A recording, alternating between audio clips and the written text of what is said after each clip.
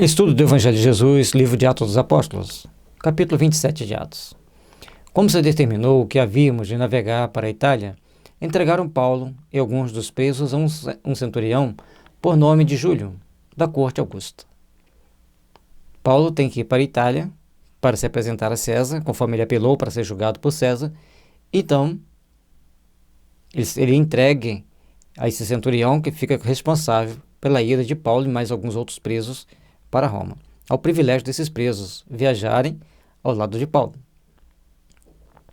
E, embarcando nós em um navio adramitino, partimos navegando pelos lugares da costa da Ásia, estando conosco Aristarco, macedônio de Tessalônica. Se faz a menção a ele, era um cristão que estava indo com Paulo. E chegamos no dia seguinte a Sidom, e Júlio, tratando Paulo humanamente, ele permitiu ir ver os amigos para que cuidassem dele. Paulo então sai do barco, vai ver os amigos, passam ali alguns momentos e depois volta. E partindo dali, fomos navegando abaixo de Chipre, porque os ventos eram contrários. O normal era eles passarem entre Chipre e o continente, mas passaram abaixo porque o vento estava contrário e não estava facilitando a viagem. E essa viagem é cheia de grandes emoções. E tendo atravessado o mar ao longo da Cilícia, da Panfilha, chegamos a Mirra, na Lícia, achando ali o centurião, um navio de Alexandria que navegava para a Itália, nos fez embarcar nele. Um navio maior, ele julgou ser mais seguro que fosse naquele navio, mas... E como por muitos dias navegássemos vagarosamente, havendo chegado apenas de frente ao Cnido, não nos permitindo o vento ir mais adiante, navegamos abaixo de Creta, junto a Salmona. Então, ele está descrevendo o trecho que eles foram, ficaram muito tempo no mar e andaram muito pouco. E, costeando-a dificilmente, chegamos a um lugar chamado Bons Portos, perto do qual estava a cidade de Lacésia. Passando muito tempo e sendo já perigosa a navegação, pois também o jejum já tinha passado, Paulo os admoestava, dizendo-lhes: varões, vejo que a navegação há de ser incômoda e com muito dano, não só para o navio e a carga, mas também para a nossa vida. Mostrando para aquelas pessoas que ali estavam que aquela viagem não deveria continuar do jeito que estava, porque estavam todos correndo risco, estavam todos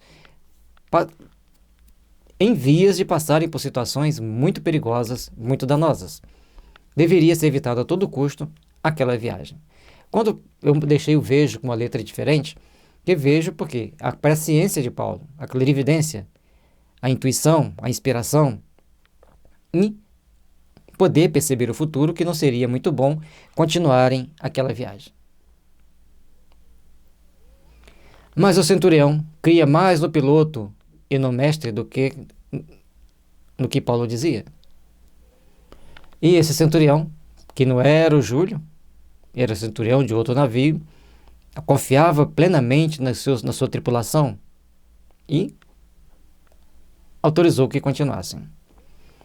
E como aquele porto não era cômodo para invernar, os mais deles foram de parecer que se partisse dali para ver se podiam chegar a Fenice, que é um porto de Creta, que olha para a banda do vento da África e do Coro, e invernar ali. Então, na onde eles estavam, eles não queriam ficar. Não oferecia para eles o conforto que eles gostariam de ter, e Creta, já uma ilha maior, eles já teriam mais possibilidades, já teriam um pouco mais de conforto, preferiam ir para Creta. Mas sempre tem o problema do mas. E soprando o vento, sul brandamente, lhes pareceu terem já o que desejavam, e fazendo-se de vela, foram de muito perto costeando Creta. Mas não muito depois, deu nela um pé de vento chamado Euroaquilão. E aí, gente, que vem o grande problema que existe. Começou um vento brando, deixar que eles seguissem a viagem, foram bem. Ao passar Creta, lá vem a tempestade, lá vem os problemas, lá vem todas as implicações que os fazem passar por grande aperto, como a gente vai ver. E sendo o navio arrebatado, e não podendo navegar contra o vento, dando de mão a tudo, nos deixamos ir à toa.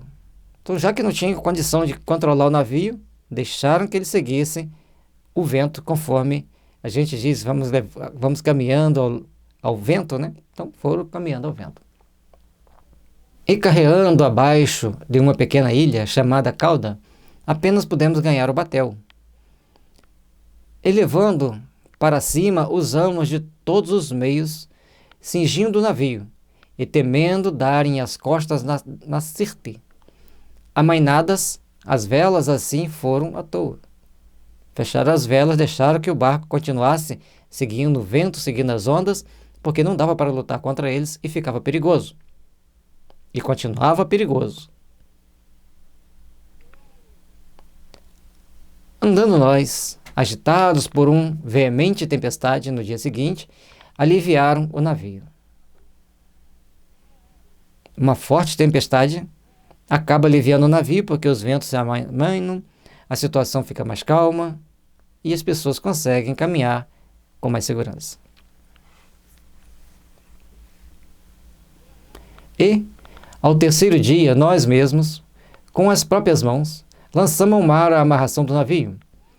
E não aparecendo havia já muitos dias, nem sol, nem estrelas, e caindo sobre nós uma não pequena tempestade, já certamente uma tempestade bem forte, fugiu-nos toda a esperança de nos salvarmos.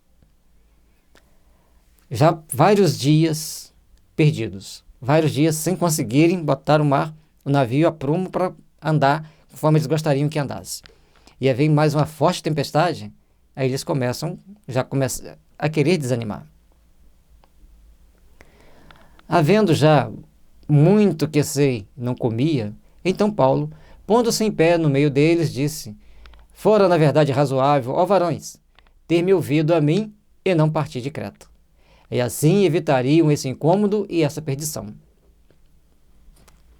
Puxão de orelha. Se tivessem ouvido Paulo e não saído de Creta, ficariam ali o tempo necessário para passar todos aqueles tormentos e aí poderem seguir viagem depois com segurança, com tranquilidade. Mas agora vos admoesto que aqui tenhais bom ânimo, porque não se perderá a vida de nenhum de vós, mas somente o navio. Porque esta mesma noite um anjo do Senhor, de quem eu sou e a quem sirvo, esteve comigo. E aí dizer que um anjo do Senhor a quem ele serve foi ter com ele, já era uma provocação para alguns, judeus e romanos, mas na hora do aperto, como a notícia era boa, todos ficaram satisfeitos. Todos procuraram, então, ter um pouco de satisfação, um pouco de alegria naquele momento, naquela situação. Dizendo: Paulo, não temas, importa que sejas apresentado a César, e eis que Deus te deu todos quantos navegam contigo. Então, todos aqueles 276 pessoas, que ele vai falar mais à frente, havia sido oferecido a Paulo, quer dizer, seriam convertidos ao cristianismo, seriam, a partir daquele momento, tocados. Mesmo que não aderisse ao cristianismo ferrenhamente naquela vida, nas próximas seriam trabalhadores do cristianismo nascente. Portanto, ó varões, tende bom ânimo, porque creio em Deus, que há de acontecer assim como a mim me foi dito. É, contudo, necessário irmos dar numa ilha. Então, ali o foco, o objetivo tinha que ser ir para uma ilha. Deveriam procurar chegar numa ilha. Quando chegou a 14ª noite, sendo impelidos de uma outra banda ao mar Adriático, lá pela meia-noite suspeitaram os marinheiros que já estavam próximos a alguma terra. E lançando a prumo, acharam 20 braças. Passando um pouco mais adiante, tomando a lançar o prumo, acharam 15 braças. Acharam que estava perto, achou que ficou mais perto, mas E temendo ir dar em algum rochedo, lançaram da popa 4 âncoras, desejando que viesse o dia. Procurando, porém, aí nesse caso, eles param para esperar amanhecer para que poder ter visada, poder ver noite fechada, chovendo, nublado, como que eles iam ver? Nem estrela tinha para guiá-los. Procurando, porém, os marinheiros fugir do navio, e tendo já deitado o batel ao mar, como que, querendo lançar as âncoras pela proa, disse Paulo ao centurião e aos soldados: se estes não ficarem no navio, não podereis salvar-vos. A partir daquele momento, passaram a ouvir Paulo, até porque Paulo estava guiado pelo sobrenatural.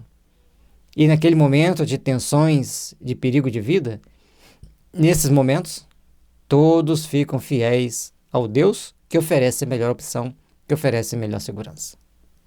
E a partir do momento que Paulo chama-lhes a atenção, que não ficaram em Creta e agora estavam passando aperto, correndo o risco de perderem a vida e o navio ia se perder, então as situações inverteram, passaram a ouvir Paulo. Então os soldados cortaram os cabos do batel e o deixaram cair. E quando o dia vinha, Paulo exortava a todos a que comessem alguma coisa, dizendo: é já hoje o 14º dia que esperais e permaneceis sem comer, não havendo provado nada. Portanto, exorto-vos a que comais alguma coisa, pois é para a vossa saúde, porque nenhum cabelo cairá da cabeça de qualquer de vós. Tenho confiança, creio em Deus, creio no que eu estou falando, vamos nos alimentar porque estamos seguros, nada de mal nos acontecerá. Na dimensão pior do mal, né? Que o mal ali já estava acontecendo há muito tempo. No caso aqui de se ferir, de perder a vida. E, havendo dito isso, tomando o pão, deu graças a Deus na presença de todos e partindo, começou a comer. Então aquele ritual de levantar o pão, agradecer a Deus, partir e começar a comer. E éramos ao todo no navio 276 almas. Agora vem o caso. Paulo materializou os pães, alguém fez os pães, ou Paulo ajudou a fazer os pães e com seu magnetismo colocou ali uma energia especial para que todos tivessem uma mudança íntima, passando a acreditar mais em Deus, passando a ter mais segurança, mais fé. O que será? No livro Paulo Estevo, eu não consigo lembrar como era a história nesse momento, mas Emmanuel fala que teve vários fatores transcendentes, inclusive nesse pão.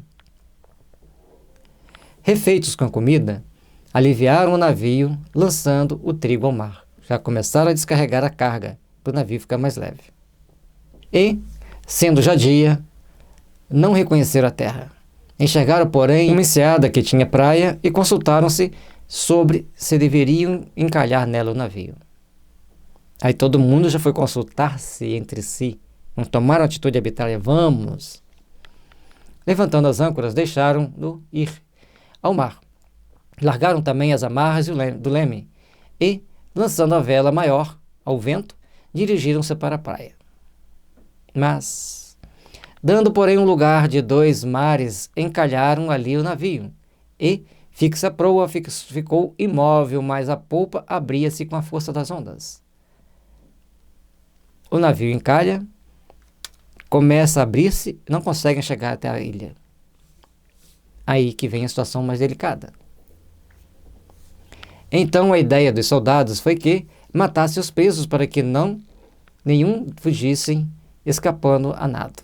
Então nesse momento, os soldados opa, nós não podemos perder os presos, porque eles podem sair daqui nadando, vão escapar, vão sair de perto de nós.